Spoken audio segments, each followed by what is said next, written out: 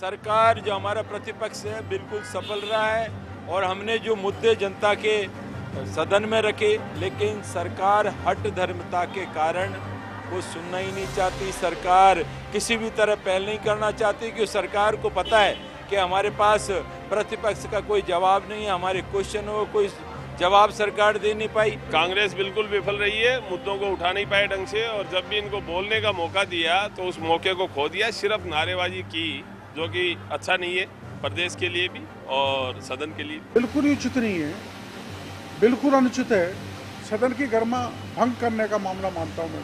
जो समय जनता की समस्या को उठाने का था और उस समय कांग्रेस के लोगों ने जिस तरह से इस सदन का समय बर्बाद किया है, निश्चित रूप से ये निंदनीय है। क्या है कि अब धीरे धीरे स्टेट ऊपर से नीचे आ रहा है। लोकतंत्र की जो मर्यादाएं अब तक स्थापित की थी वो हिल रही है निश्चित रूप से, और मैं सोचता हूँ कि ये गिरावट ऊपर से लेकर नीचे तक आ रही है। दुखद है, इसमें सुधारने का सबको मिलकर प्रयत्न करना। चलिए, मिलकर तो प्रयत्न करना चाहिए, लेकिन ये प्रयत्न कितने होते हैं, सवाल इसी का है।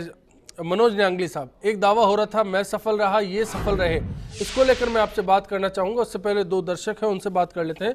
देवी चौधरी जी हमारे साथ कोटा से और खालिद कुरैशी साहब बीकानेर से हमारे साथ जुड़े हैं। बताइए देवी जी, आप क्या कहेंगे? सर, अर्चना जी जो कह रही है जी कि विपक्ष का काम है मुद्दे उठाना, और इन्होंने जो भ्रष्टाचार से संबंधित मुद्दे उठाए जायज है, लेकिन क्या ये बीजेपी का उत्तरदायित्व तो नहीं बनता कि वो सदन को चलाएं?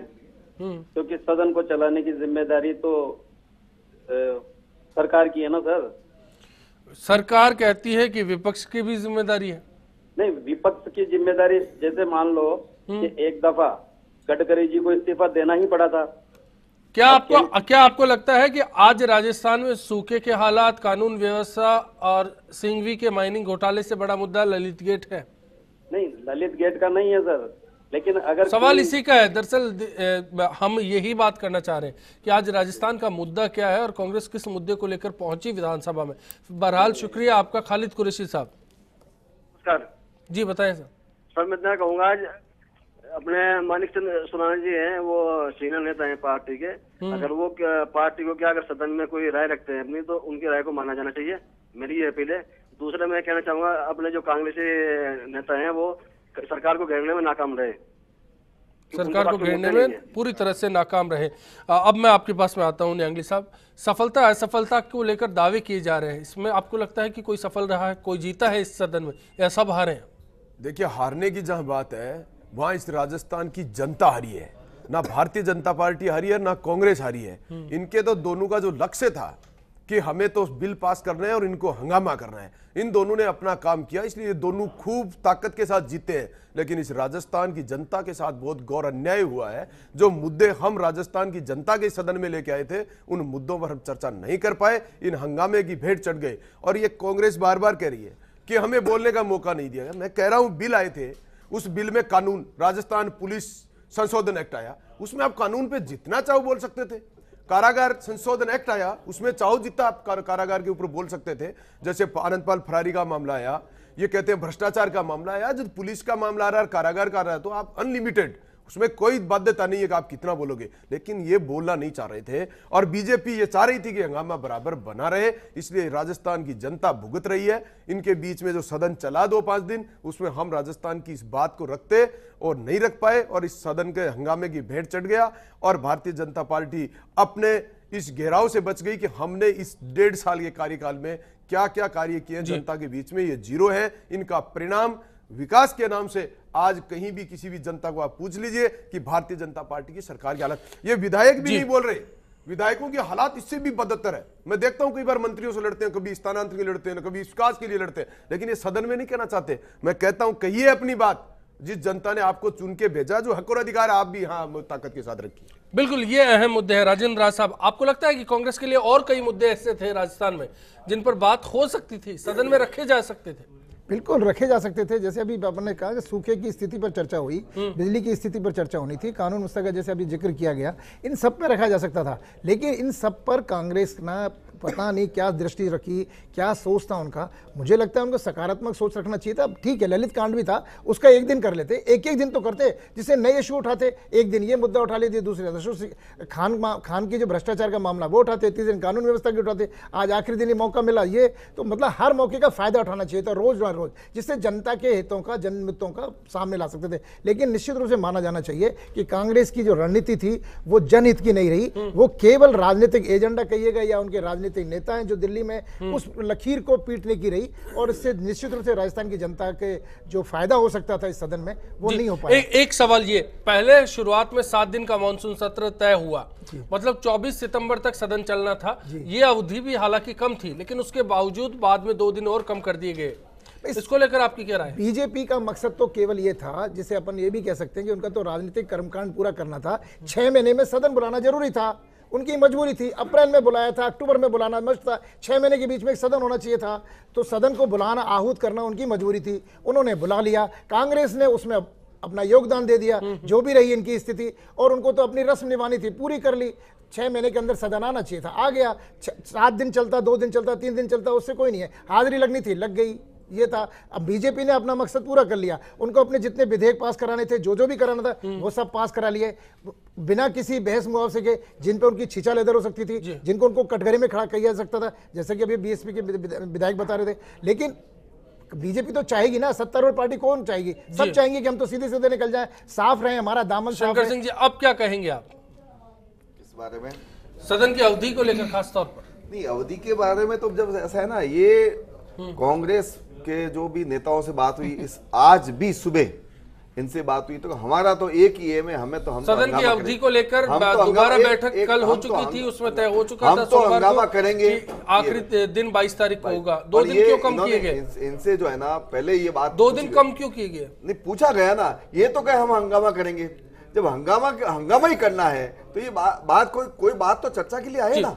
एक स्थिति थी कि बीजेपी ने शनिवार रविवार को अकाल पर चर्चा कराई, एक अच्छा मैसेज दिया है। लेकिन अब क्या रहा, इस सदन में एक भी व्यक्ति विधायक बोलने को तैयार नहीं था, कह करके बुलाया गया। मतलब बीजेपी भी चाहती थी, कांग्रेस भी चाहती थी कि कुछ नहीं होगा, सब ये चाहता था कि सदन चलेगा ही नहीं, बस ये होगा। मतलब पूर्वाग्रह 100% थे। मतलब सूखे के ऊपर 12 से 14 एमएलए ने नाम लिखाए थे, ऐसी बात नहीं है।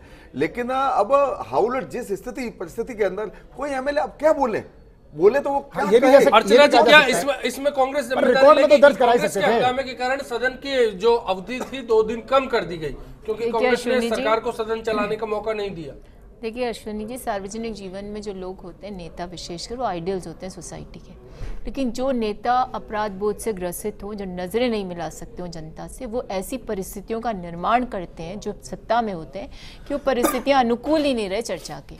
और यही कारण था कि मुख्यमंत्री यदि चाहती थी कि सदन चले तो विपक्षी मांग कर वक्तव्य देती, अपना स्पष्टीकरण देती। अगर उनके स्पष्टीकरण से संतुष्ट होते तो आगे बात बढ़ती, लेकिन वो अपनी नजरें चुराती रही, पहले मीडिया से और फिर सदन से।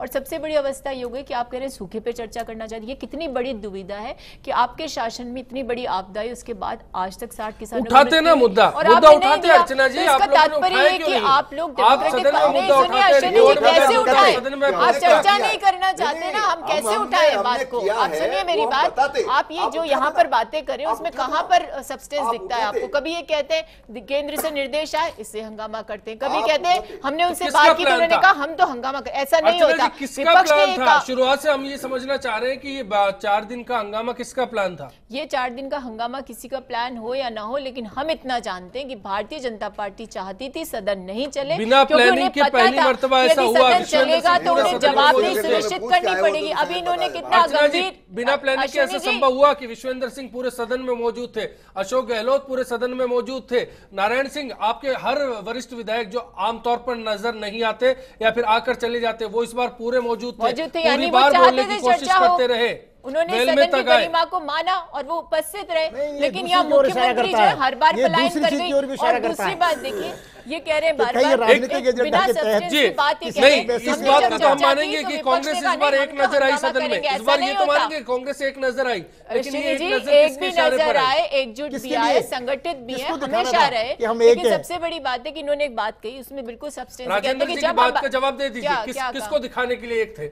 हम तो हमेशा ही एक रहते हैं और एक रहने का सदन में कभी इतने समय तक नहीं रहे। नहीं, माननीय पूर्व मुख्यमंत्री कभी इतना समय नहीं देते थे जितना इस बार देखने को मिला। जितना नाम लिए इन्होंने कभी इतना समय नहीं देते थे। और संजीदा बात करते हैं, इस बात का मुझे जवाब दीजिए कि जो हमारे भारतीय जनता पार्टी के विधायक कह रहे हैं कि जब हमने विपक्ष से बात की, नहीं साहब हम तो हंगामा करेंगे, ऐसा होता है क्या? विपक्ष से आपने यदि संवाद ही किया होता तो समाधान निश्चित रूप से मेरा बहुत साफ साफ निवेदन है, मैं गंभीर बात कर रहा हूँ। सत्तारूढ़ पार्टी की जो मंशा थी वो पूरी हुई, आप उसके ट्रैप में फंसे। नहीं, हम किसी ट्रैप में नहीं फंसे, कोई ट्रैप नहीं था।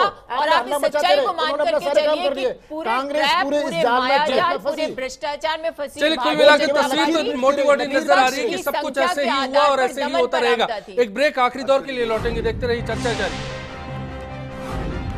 सदन में जो हंगामे होते हैं उससे अगर बहस करना चाहे, लेकिन सत्तारूढ़ पार्टी पूर्व बहुमत होने की वजह से हर कानून अपने हिसाब से करवाना चाहती है, बहस करवाना नहीं चाहती है। अगर किसी की बात नहीं सुनी जाएगी तो हंगामा होगा। कांग्रेस पार्टी को ललितगिरी के अलावा बार बार वही मुद्दा उठाते, इस पार्टी के अलावा इस चीज़ के अलावा विकास के मुद्दे उठाना चाहिए। क्यों ना बार बार उसी मुद्दे पे जाके पार्टी वाले रुक जाते हैं और विकास के बारे में कोई बात नहीं करते हैं।